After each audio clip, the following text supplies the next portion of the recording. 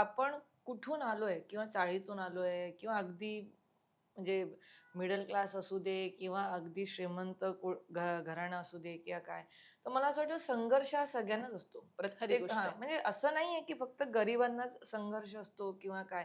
प्रत्येक व्यक्तीला संघर्ष असतो आणि तो संघर्ष असलाच पाहिजे असं मला वाटतं. कारण त्याच्यातूनच आपण आयुष्य जगत जातो किंवा आयुष्य आपलं पुढे-पुढे जातं की आपण बरोबर. माणूस म्हणून त्याच्यामध्ये काय म्हणतात एक-एक स्टेप वर येत जातो. आपल्याला आलेले अनुभव, ते अनुभव वाईट असू दे, चांगले असू असू दे, तर त्या प्रत्येक अनुभवातून माणूस म्हणून आपण तयार होत असतो, असं बरोबर मला आहे. वाटतं. बरोबर आहे. मी असं अजिबात म्हणणार नाही, की मीच गरिबी बघितली आहे, मीच चाळीतून आली आहे किंवा माझ्याबरोबर असं झालंय. माझ्यासारख्या खूप जणी आहेत.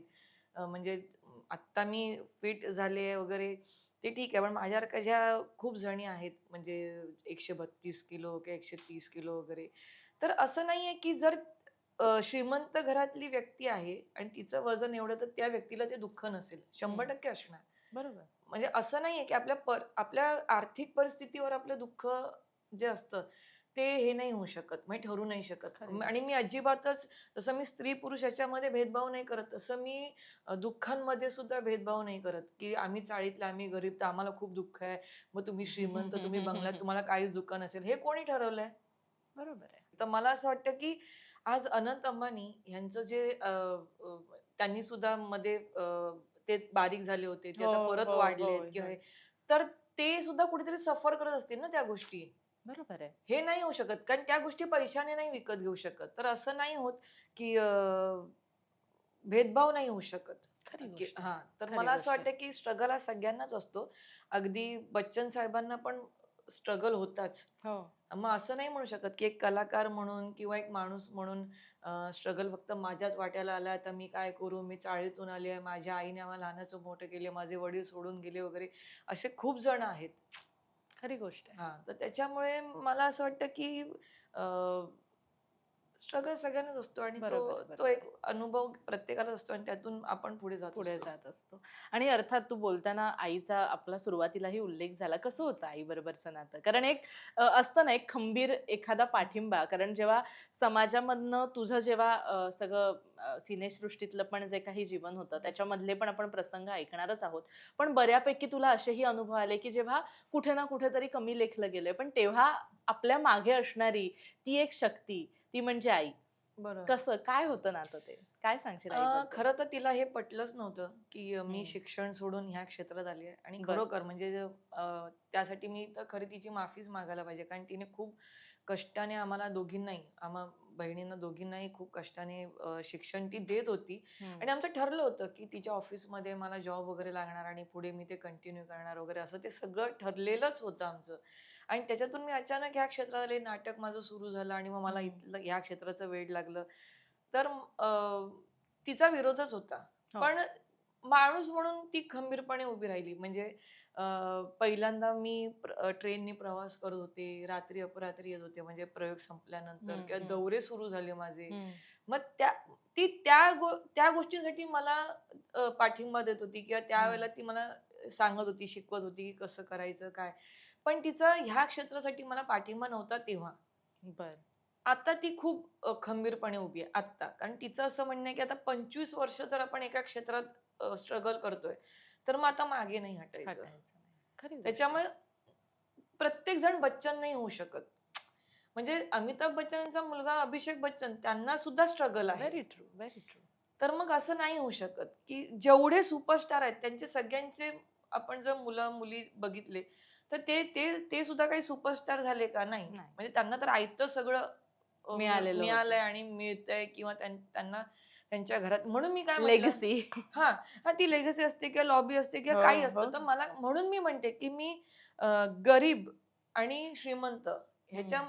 दुःख सगळ्यांना असतं, स्ट्रगल सगळ्यांना सगळ्यांना असतं. असतो. मी मी कंपेअरच करत नाही या गोष्टी. खरी गोष्ट आहे आणि खूप मोलाचा तू संदेश दिला. कारण कसं आहे, बरेचदा आपल्याकडे जेव्हा एखादी गोष्ट नसते, तेव्हा समोरच्याकडे असते, तर "अरे, ह्याच्याकडे आहे, ह्याला किती आनंद आहे" आणि आपल्याकडे ती हां, नाहीये. ती जी एक हां. मनामधली जी एक अशी पुसटशी अशी कंपॅरिझन असते ना, त्याच्याने आपण सतत दुःखी असतो, नाही, असं मी मला खुश आहे. वाटतं. अनंत अंबानींना जे हो. जमलं नाहीये ते मी केलंय. Very true. वॉव! हां. म्हणजे किती छान आहे. मी का मोठेपणा करू नये, की मी 5 वर्ष मेहनत करते. अनंत अंबानींकडे एवढा पैसा आहे, ते काय नाही करू शकत. खरी गोष्ट आहे. ते सर्जरी करू शकतात, ते जिम आणि आता मी काय बोलणार त्या माणसाबद्दल. पण आज मला मला आठवतंय ज्यावेळेला मी सुरू केलं होतं ना, तर मी जिममध्ये जाऊन विचारले होते, तर मला 25,000 काय 26,000 सांगितले होते. तर माझ्याकडे तेही नव्हते. मी म्हटलं, "नाही, मी जिम पण नाही करणार. माझ्याने बरं. जेवढं होईल तेवढं मी करणार."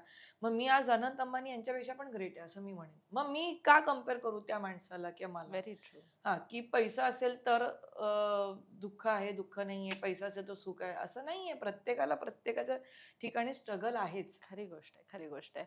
आता स्ट्रगलचा विषय आला. आपण आता थोडंसं पुढे जाताना तुझा तो सिनेसृष्टीचा प्रवास सुरू झाला. हं. तुझं ते पहिलं पदार्पण आणि ती धाकधूक ते आठवतंय का सगळं?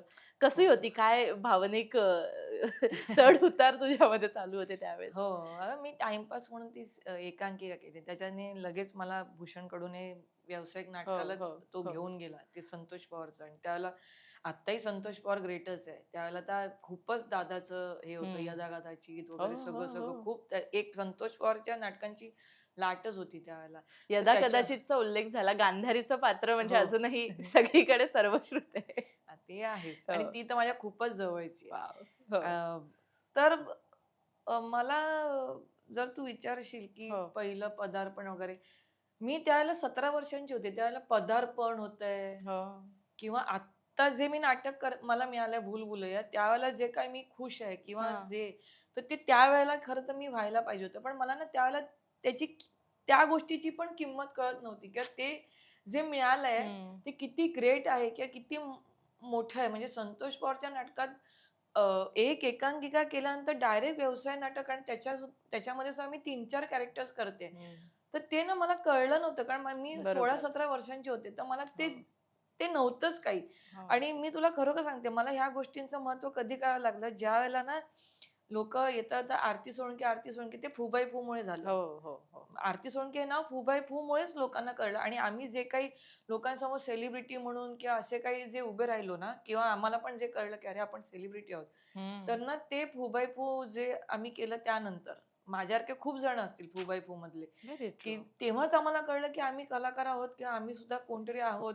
बाउन्सर्स वगैरे हे सगळं आम्ही अनुभवलंय त्यावेळेला. हं. म्हणजे अगदी काय म्हणतात ना ते एखादं उद्घाटन कर, हे कर वगैरे. हां. पण त्याच्या आधी जी 10 वर्षाची माझी नाटकाची जी जर्नी होती ना, त्यावेळेला मला खरंच असं काही वाटत नव्हतं. मला असं वाटत होतं, मी स्ट्रगलरच आहे आणि मी ती प्रोसेस हां, चालू ती आहे. प्रोसेस चालू गो आहे विथ द आणि फ्लो. मला ना तेव्हा ना खूप आश्चर्य वाटायचं. मी यदा-कदाचित वगैरे करत होते हो, ना किंवा हो, हो. नाटकं करत होते ना, तर माझ्याबरोबरचे जेवढे कलाकार होते, म्हणजे नयन जाधव पण माझ्यावर यदा-कदाचित करायचा राइट. त्यावेळेला. हो. तर ना ते सगळे ना फोटो-बिटो काढ, स्ट्रगल कर, आज मी इथे जाऊन ऑडिशन दिलं. हो. मला तेही कळत नव्हतं. म्हटलं बरं. कशाला जाताय ते? काय करायचं? नाटक तर चालू आहे आपलं. कशाला काम पाहिजे? मला सीरियलमध्ये काम मिळावं किंवा मी पण टीव्हीवर दिसावी हेही माझं तेव्हा हे नव्हतं. हे सगळं जे एक तर तुमच्या नशिबात असतं तेच होतं. खरी गोष्ट आहे. माझी नाटकं बंद झाली. त्यानंतर आपोआप दार उघडले ते सीरियलचे दार उघडले. ते झाल्याने की सिनेमेचे दार उघडले. मी मी खरोखर सांगते माझ्या प्रत्येक कामाने मला काम मिळत गेलंय. मी कधीच कुणाकडे जाऊन ना जी नाटकं केली असतील, जे हं. मी सिनेमे केले असतील, जे मी सीरियल केले असतील, काही रिएलिटी शो वगैरे ना, हां. मी एकाकडेही गेले आणि हां. त्यांनी मला हां, आता पुढचं आमचं येतंय आणि त्यात तू आहेस, असं कधीच झालं नाहीये.